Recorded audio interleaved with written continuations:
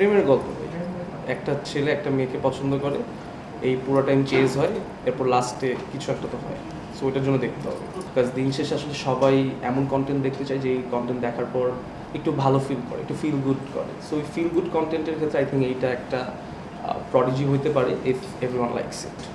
তখন আমার কাছে অনেক ইন্টারেস্টিং লাগে, বিকজ নর্মালি তো আসলে সচরাচর আমরা এক ধরনের রোম্যান্টিক গল্প দেখি, তো এটার মধ্যে আসলে প্রপার কমেডি, রোম্যান্স এবং ফ্যামিলি ড্রামার একটা মানে প্রপার কম্বিনেশন, কোনটা বেশি কোনো কম না। সো ওই জায়গা থেকে আমার মনে হয় যে এইটা অডিয়েন্সে কানেক্ট করবে, বিকজ দিন শেষে আসলে সবাই এমন কন্টেন্ট দেখতে চায় যে এই কন্টেন্ট দেখার পর একটু ভালো ফিল করে, একটু ফিল গুড করে। সো ওই ফিল গুড কন্টেন্টের ক্ষেত্রে আই থিঙ্ক এইটা একটা প্রডিজি হইতে পারে ইফ এভরিওয়ান লাইকস ইট। প্রেমের গল্প ভাই। একটা ছেলে একটা মেয়েকে পছন্দ করে, এই পুরো টাইম চেজ হয়, এরপর লাস্টে কিছু একটা তো হয়। সো ওইটার জন্য দেখতে হবে। প্রথমবার দুজনের একসাথে কাজ করা এবং শুটিং এর যে ডিটেইলস আমরা দেখলাম মনে হচ্ছে যে খুব মজা করে কাজটা হয়েছিল। ওই এক্সপিরিয়েন্স সো বেসিক্যালি হচ্ছে, যেহেতু আমরা এই কাজটা আসলে প্রিপারেশন অনেক দিন আগে থেকেই নিয়েছিলাম, তো আমাদের সবার মধ্যে ওই সিঙ্কটা ছিল।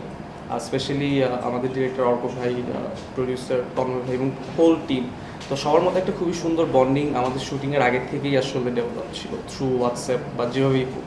সো আসলে শুটিংয়ে যখন আমরা গিয়েছি তখন আসলে আমাদের কাউকে চেনা বা বুঝার বা বন্ডিং বা ওইটার আসলে কোনো প্রেশার ছিল না। সবাই আসলে খুব ফ্রিলি আসলে শ্যুট করেছে, এবং আমরা যেহেতু মেজরিটি পার্ট ঢাকার বাইরে শ্যুট করেছিলাম, এবং তখন আসলে মোটামুটি হিট ওয়েভ চলছিল, কিন্তু আসলে সবাই অনেক কষ্ট করেছে, সবাই অনেক মানে স্কিন ট্যান্ড হয়েছে, কিন্তু আমার মনে হয় কাজটাতে সবাই আমরা অনেক বেশি এফোর্ট দিয়েছি এবং এনজয় করেছি। We were blessed, very blessed.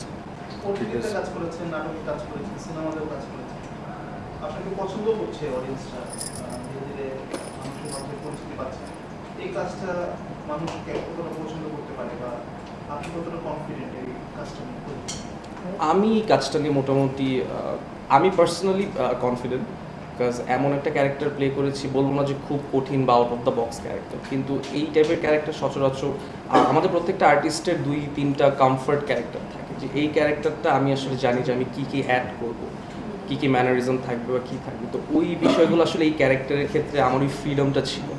So Arka ভাইয়ের সাথে যখন আমার ফার্স্ট ইনিশিয়ালি গল্প নিয়ে কথা, তখন ভাইয়া আমাকে ওই ফ্রিডমটা দিচ্ছে যে তুমি আসলে তোমার